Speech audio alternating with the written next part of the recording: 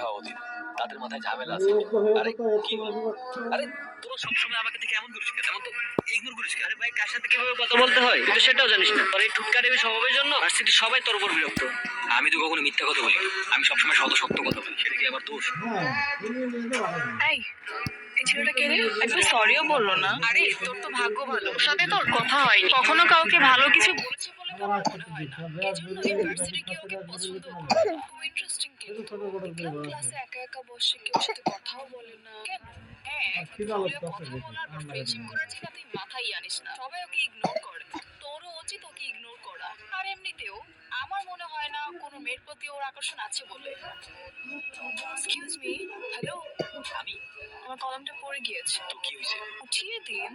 আমি কলম উঠাবো? তোমাকে কেন উঠাতে হবে? আরো তো অনেকেই আছে। ইয়েস স্যার, আমি জানি ক্লাসে অনেক মানুষ, কিন্তু আমি চাই কলমটা আপনিই উঠান।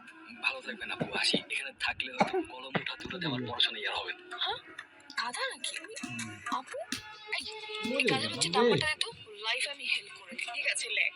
হ্যালো, আসসালামু আলাইকুম। কে? আমি আমি তা তো জানি, তো কি আপনি?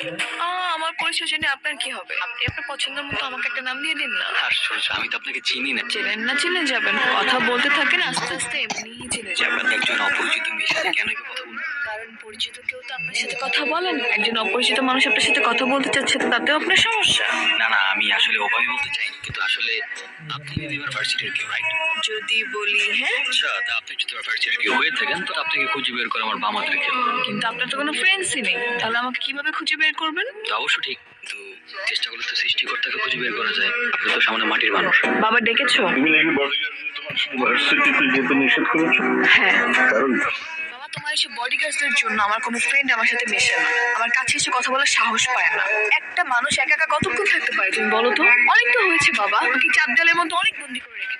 আমি তো বড় হয়েছি, এবার একা ছাড়ো। চার্জের বলতে তুমি কি বোঝাচ্ছো? তোমাকে তো আমি বন্দি করে রাখিনি, না তো তোমাকে কোথাও যেতে নিষেধ করেছি। কিন্তু বাবা, তোমার এসে বডিগার্ডরা সেদিন একটা লোককে নির্মম ভাবে মেরেছে, বিনা দোষে কারো গায়ে এভাবে হাত তোলা রাইটস কারো নেই বাবা।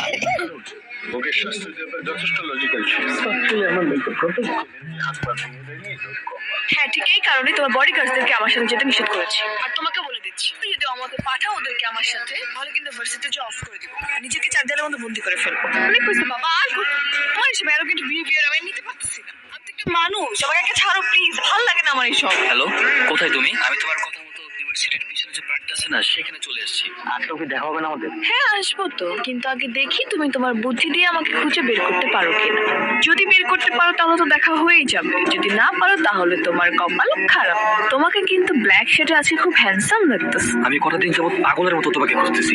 কেমন মানুষ তুমি? একবারের জন্য সামনে আসতেছো না? শুধু শুধু ভয়েস শুনে কি তোমাকে ক্রিয়েট করতে পারবো নাকি? এই এত আকুল হয়ে গেছো কেন আমাকে দেখার জন্য? হ্যাঁ, যখন সামনে থাকি তখন তো একটু পাত্তাও দাও না, ঘুরেও তাকাও না। এখন তো কি? হ্যাঁ, আমি যদি সত্যি সত্যি তোমাকে চিনতাম, তাহলে তোমার উপর থেকে আমার চোখ কখনোই সরাতাম না। তোর এই অপমান আমি কোনোভাবে দিতে পারতেছি না, বুঝছস? মায়ের খেয়ে চলে আসছিস।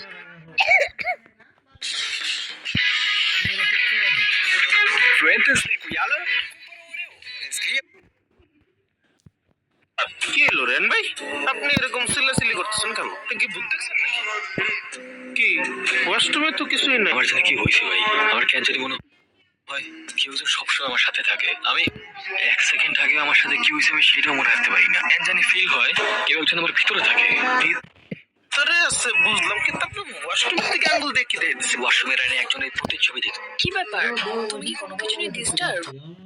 তোমাকে কেন জানি ঠিক লাগছে না। ব্রাভ, কি যে কন আমগুলো গাপসি করবো না, এলাকা কারো বাবের বল আছে নাকি?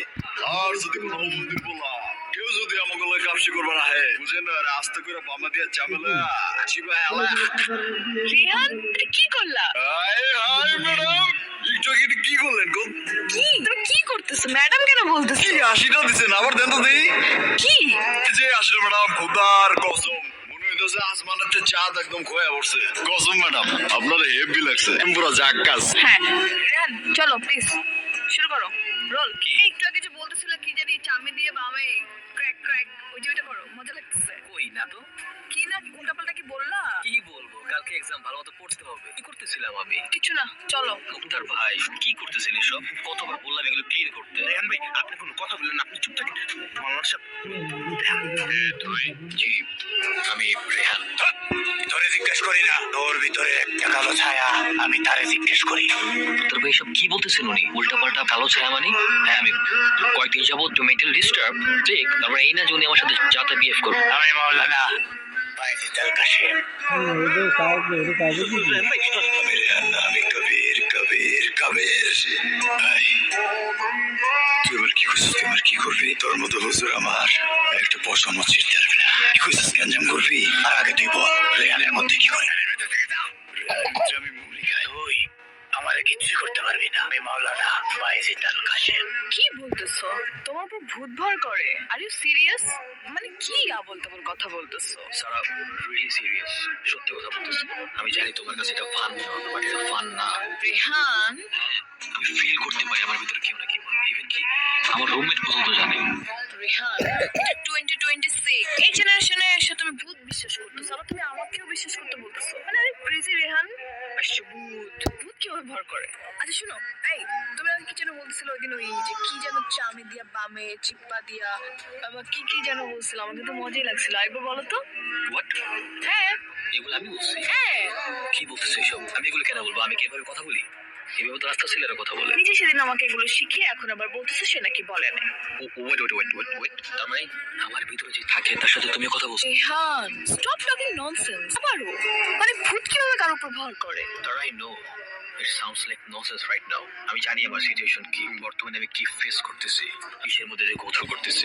আমি জানি তুমি বুঝবা না, থাক বাদ দাও। শোনো শোনো শোনো, আমার মনে হয় তুমি ডিআইডি রোগে ভুগছো।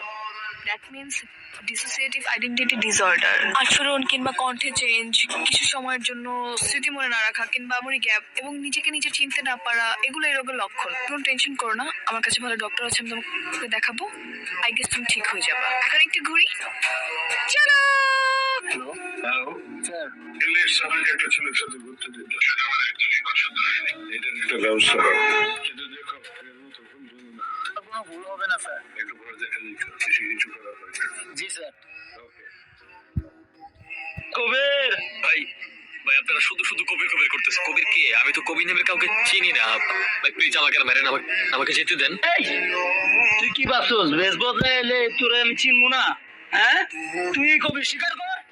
কবির হিসাব বাদ দে, কবির হিসাব আগেই ক্লোজ হয়ে গেছে। আরে রাখ, আমি 100% শিওর হয় কবির। তুই শালারা এত মানলাম, তারপর স্বীকার করাইতে পারলাম না।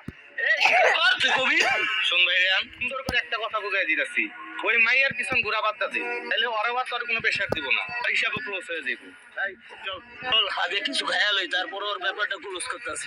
এই কাকারা, রেহানের সব শেষ হলেও কবিরের সব দাম বাকি আছে। দেখছস কইছি না ওই কবির।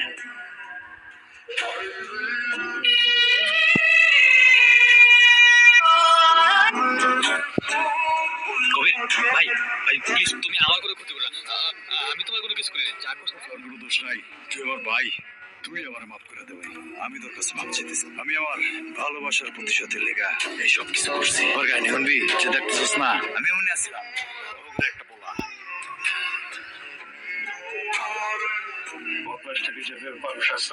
কত বড় সাহস, আমার মেয়ের নাম ধরে ডাকে, তাও আবার চিৎকার করে। জানি না আমি কে। কবির কি এখানে আছে? আমাকে মাফ করে দিও কবির, না জানলেও তুমি আমার মৃত্যুর কারণ।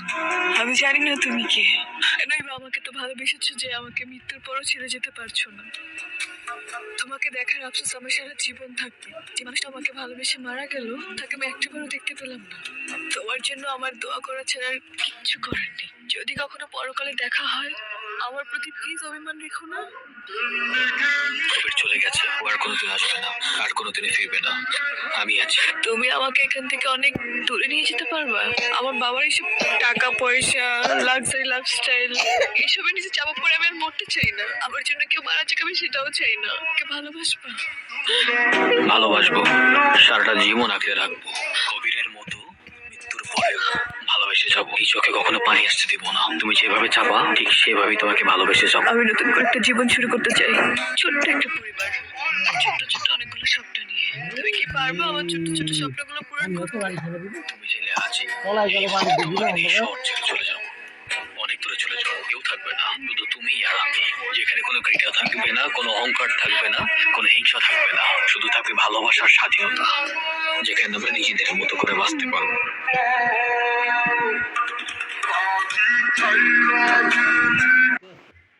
আপনি যদি একজন বাংলাদেশী হয়ে থাকেন তাহলে এই অ্যাপটি আপনার এখনই ডাউনলোড করে নেওয়া উচিত। ক্যারম প্রো বাংলাদেশ নামের এই অ্যাপটি আপনার মোবাইলে ক্যারম খেলার এক্সপেরিয়েন্সকে কমপ্লিটলি চেঞ্জ করে দিবে।